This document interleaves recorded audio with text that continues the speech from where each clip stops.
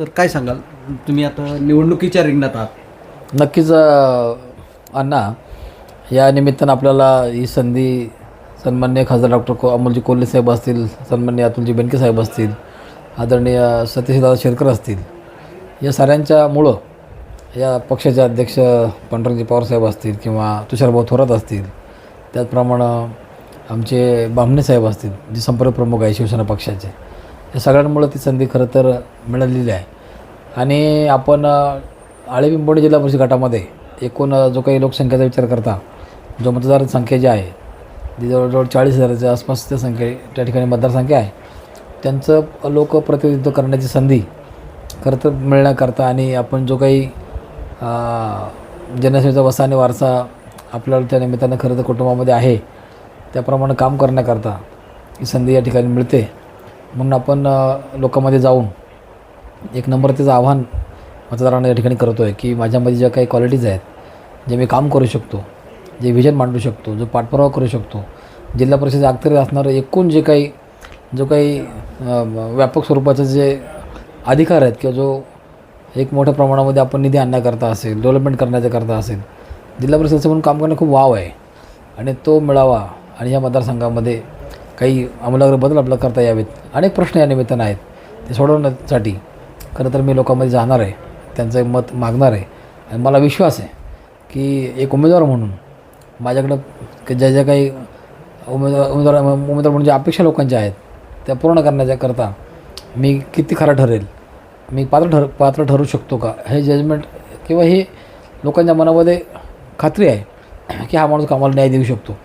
आणि म्हणून आदरणीय लेंडे साहेबांनी शरद लेंडे साहेबांनी जे डोंगरावर काम करून ठेवलं या मतदारसंघामध्ये, त्याला अधिकची त्या ठिकाणी भर घालण्याकरता मला त्या ठिकाणी संधी मिळावी ही माझी प्रामाणिकपणे अपेक्षा आहे. त्यासाठी जसं ज्याप्रमाणे आपण आळ्याचे उपसरपंच पद मिळाल्याच्या नंतर आळ्यात विकासाची कामं खूप केली, त्यानंतर तुम्ही आता त्याच पद्धतीने जिल्हा परिषद गटात काय अशी विकासाची कामांचं विजन आहे का, काय सांगाल? अण्णा बघा, आमच्या आळे फाटा वडगावांचा जो काही परिसर आहे तो खरं तर दाट लोकवस्तीनं आता सध्या तो त्या ठिकाणी आपण पाहतो. सांडपाण्याचा फार मोठा जटिल प्रश्न आमच्याकडे आहे. मी ग्रामपंचायतीमध्ये काम करत असताना माझ्याकडे अनेक तक्रारी सांडपाणी व्यवस्थापनाबाबत खूप आल्या. कारण आता हे पाणी सगळं ओढ्यानं आमच्या खालच्या शेतांच्या कडेला असणाऱ्या विहिरीमध्ये जाणार आहे, तिथून सगळं प्रदूषण त्या ठिकाणी होणार आहे. मग ते पिकणारं अन्न असेल, शेती नापिकी असेल किंवा तुमचं गुरं जनावरं जे पाणी पितात त्यांच्या आरोग्य होणारा परिणाम असेल, अशा अनेक बाबींमुळे ह्या प्रश्न भविष्य काळामध्ये उद्भवणार आहेत. आणि ह्या प्रश्नाची तड लावायची असेल तर आपल्याला राज्य सरकार, केंद्र सरकारच्या माध्यमातून, जिल्हा परिषदेच्या माध्यमातून आपल्याला मोठं काम उभं करावं लागणार आहे. आणि माझा मनोमन ही मानसी ही संकल्पना आहे की आपल्याला हे काम करायचं आहे. आणि हा संकल्पच आहे, कारण माझे जे नागरिक आहेत, जे लोक माझ्या वार्डमध्ये राहत आहेत, त्यांना ही समस्या फार मोठ्या प्रमाणात भेडसावते. मग सगळं उतारावरचं पाणी हे नदीकडे जातं. म्हणजे नदीकडचं गाव पिंपळवंडी आहे आणि कोळवाडीपासून, संतवाडीपासून, आळ्याच्या वरचा भागापासून, तिकडं नमशेवाड्याच्यापासून, इकडं आमचं पादरवाडीचा भाग असेल, तिकडे नवलवाडीचा भाग असेल, हा या मतदारसंघामधला असणारा डोंगराकडचा भाग आहे. आणि हायवे लगतचे असणारे जे गावं आहेत, ती दाट लोकसंख्येची गावं आहेत.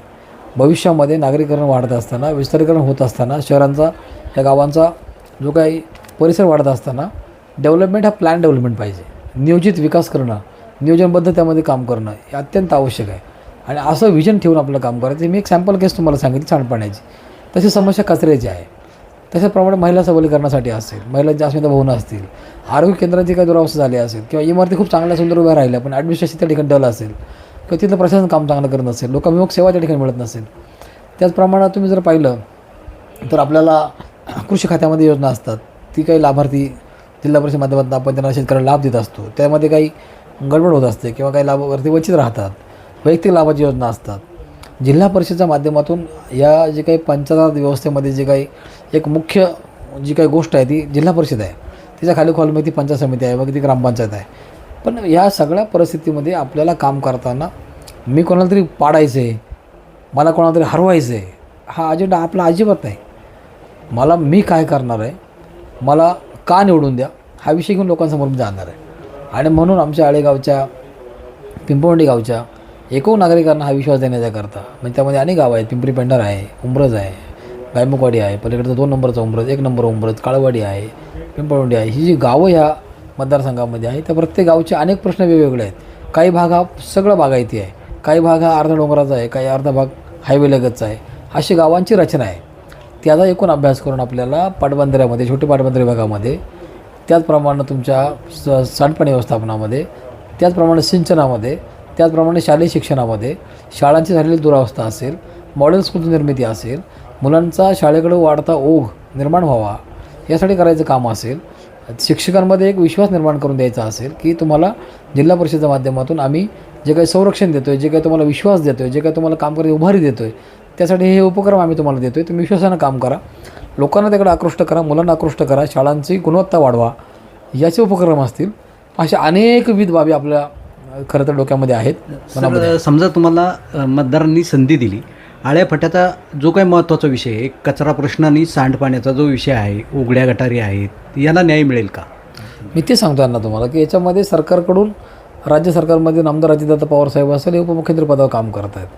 महायुतीचं सरकार त्या ठिकाणी आहे. आदरणीय अतुलजी बेनके साहेब या तालुक्याचे आमदार म्हणून त्यांनी काम केले आणि आता आमदार पदावर नाहीत, पण आमदार इतकंच त्यांचं आज त्यांना शक्ती दादांच्या रूपाने, आमदार अजितदादा पवार साहेबांच्या रूपाने त्या ठिकाणी मिळते.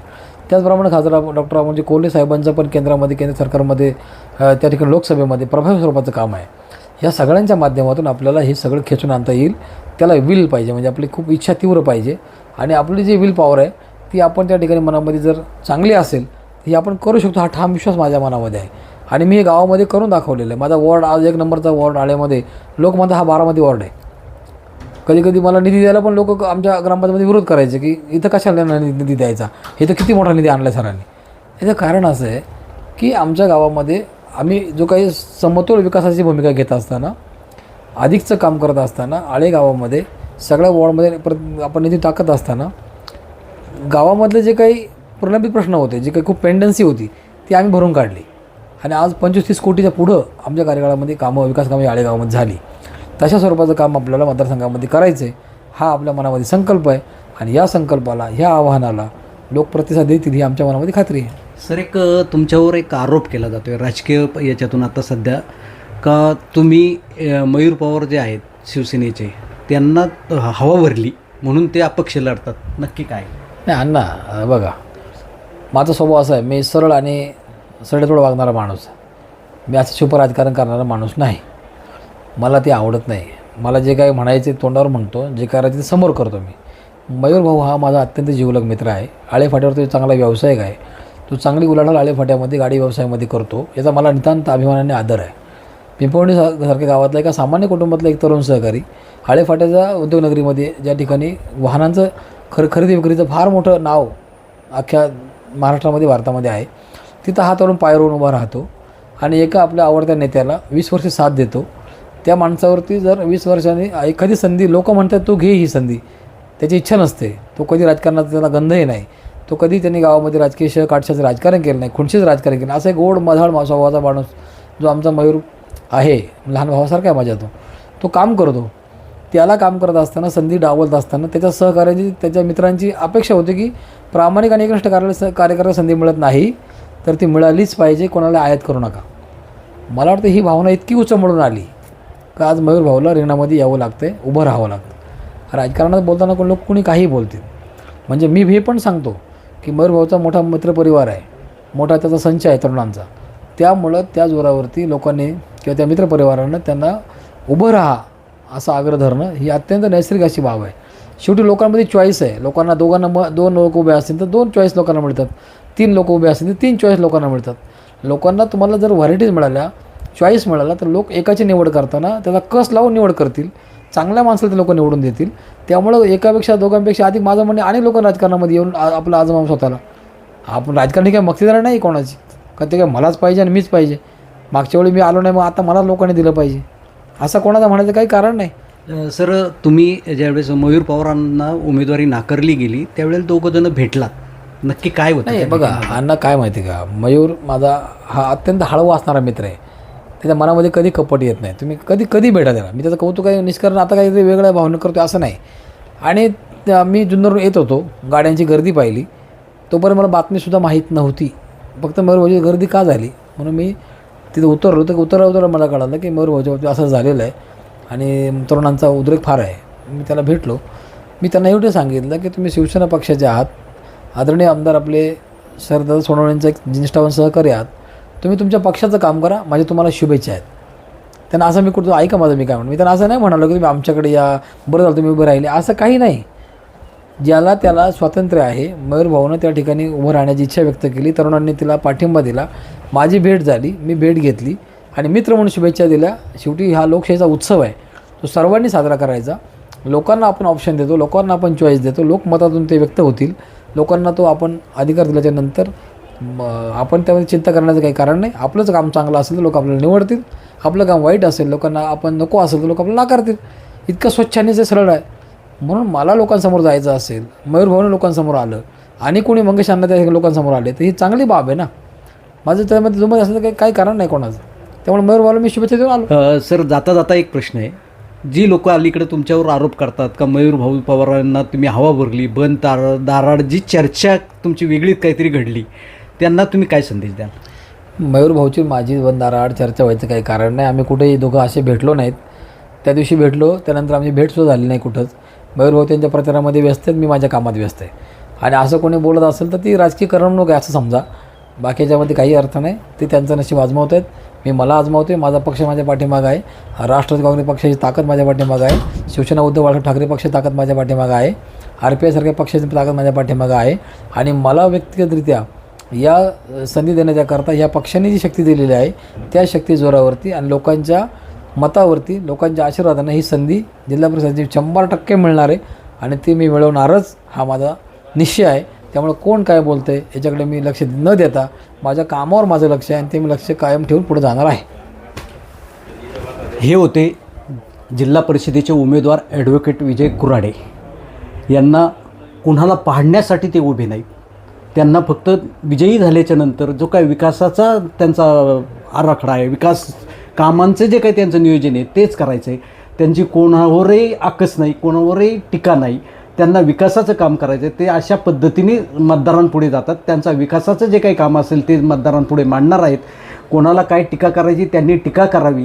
मला फक्त विकास करायचा आहे. मला कोणाला पराजय करण्यासाठी मी उभा नाही. मी मतदारांकडं माझ्या विकास कामाचा, माझ्या जी काही कामं आहेत ती करण्याच्यासाठी ते उभा हो, असा उद्देश घेऊन ते निवडणुकीच्या रिंगणात उतरलेले आहेत. Suresh Bhujbal, AB news network, Alephata.